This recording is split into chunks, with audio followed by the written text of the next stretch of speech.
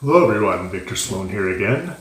I am your hair loss support and lifestyle brother. Today I wanted to share with you something that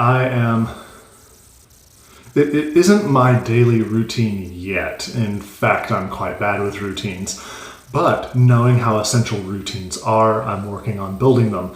And this is one daily grooming routine that I am working on building for myself. Now, it will vary day to day, but at least while I'm bald, which won't be for long, I will be washing not only my face, but also my head, only using soap maybe 2 to 3 times a week, because really you shouldn't use soap overly much. It's bad for your skin to overuse it. So here I'm getting hot water on my washcloth. Just gonna wipe down my face for starters. Today I will be using soap. Just go ahead and get my face wet and head.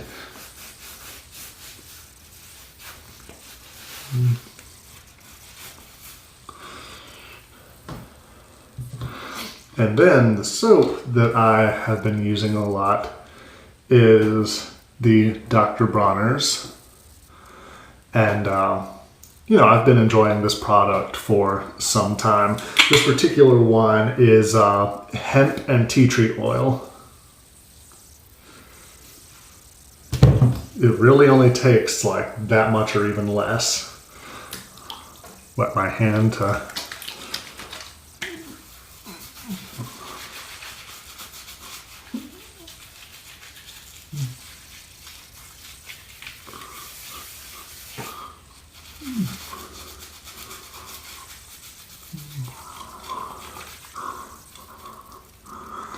technically, since the Dr. Bronner brand is all about conservation, which I also agree with, it's a good thing to conserve. Technically, that amount of soap is pretty much what they suggest for washing essentially your whole body. This pretty much suggests putting about that much into a basin of hot water with a washcloth.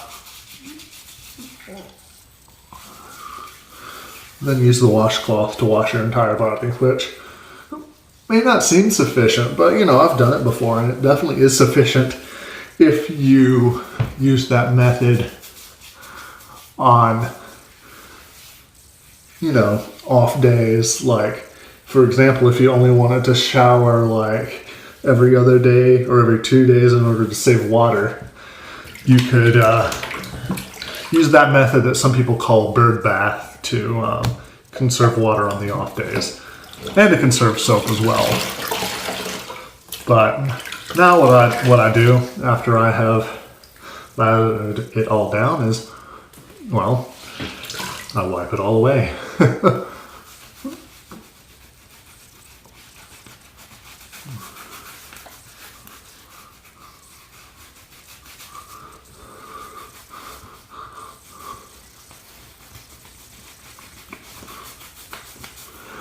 The thing about the Dr. Bronner soaps is, since they are Castile soaps, they are rather mild and they don't tend to dry out the skin, especially this one with both hemp and tea tree. I find that it's really good for the moisture in my skin, so long as I don't overdo it.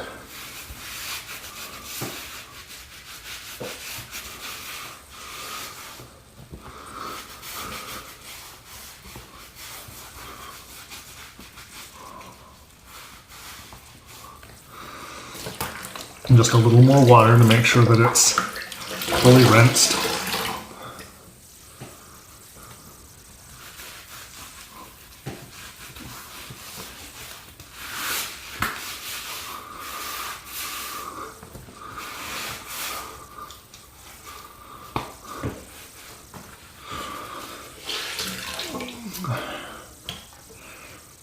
And then what I will do is just a quick pat dry.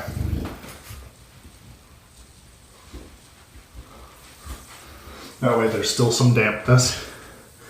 And as I've shown before, my beard oil that I make, I like to put into a roller bottle so I can make sure that it gets spread at least near evenly across the area that I want it applied. And occasionally I do use this for moisturizing my entire face, but definitely not every time. Especially since I'm bald right now. Anytime I'm shaved bald, I like to lotion my head, wet my hands a little bit to help spread the oil.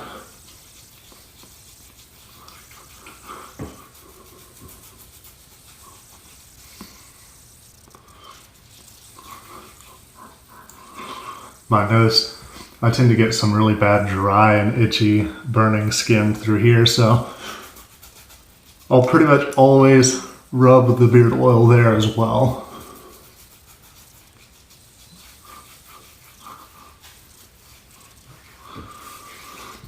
All right, there's that. I will go ahead and brush that through.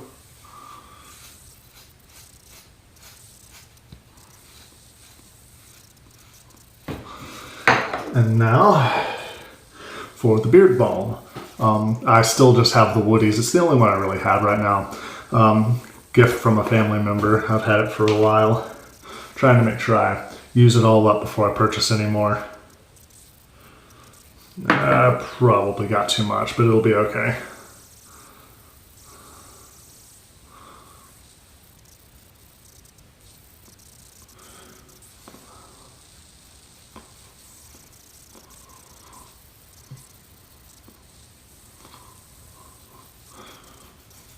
Massage that in really well.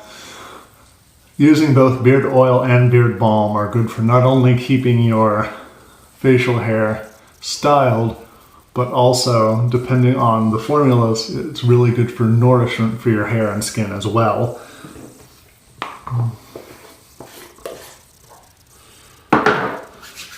Let's rub the leftovers in right quick. And then I take my other brush, the more stout bristled brush I use specifically for whenever I have beard balm, and this will help, once again, just like when I did it for the oil, it'll help make sure that it's spread evenly through the hair. It'll also help me shed off any of the excess that I may have applied. It just leaves a nice, soft, smooth finish. Now from there, what I do with my head, as I mentioned, I lotion my head. And what I often do is I use some essential oils as well, just to help maintain a healthy scalp. Now, all of the essential oils that I use are doTERRA brand, just because I trust this brand and their methods of testing for the potency and the purity of the product. So here I have lavender, melaleuca, which is tea tree. I'm not sure, my glasses are off, so I can't tell whether it's focusing, and rosemary. So I'm going to prepare to use all of these with the lotion.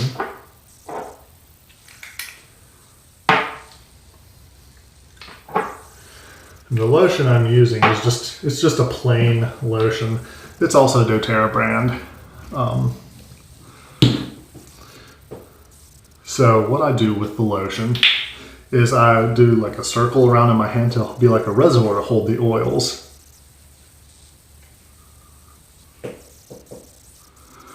Because otherwise the oils will just flow all over. Some of these are fairly thin. So I do 2 drops of each oil.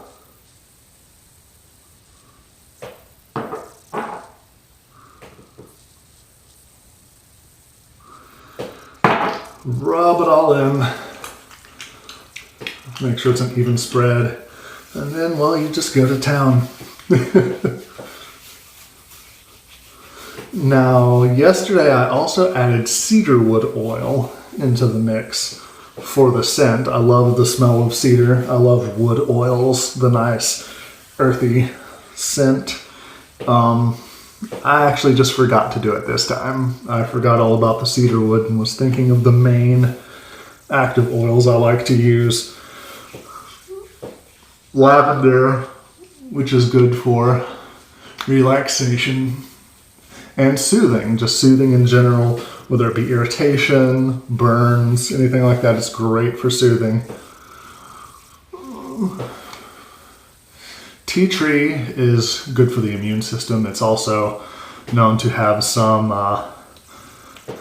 antibacterial and antifungal properties. So it's a good, nice, especially the cool, tingly feeling. It's just a nice oil to have on hand for those purposes. Sorry everybody, my phone ran out of space and so I had to continue the video here. So I'll figure out some kind of way to edit that together.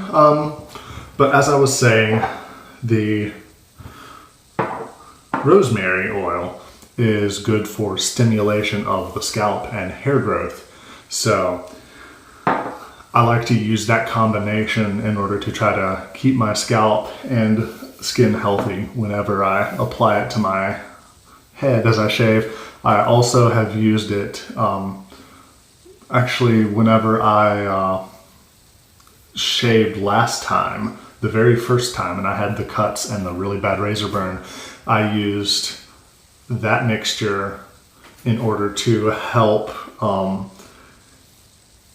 actually to help my scalp heal from the cuts, and especially to soothe the razor burn and the pain in general. Yeah, that is the mixture that I used on my scalp in order to help that heal. So if you have access or can get access to these things, I do highly recommend essential oils to be in your medicine cabinet. So yeah, that is where I will leave off, and we'll see you next time.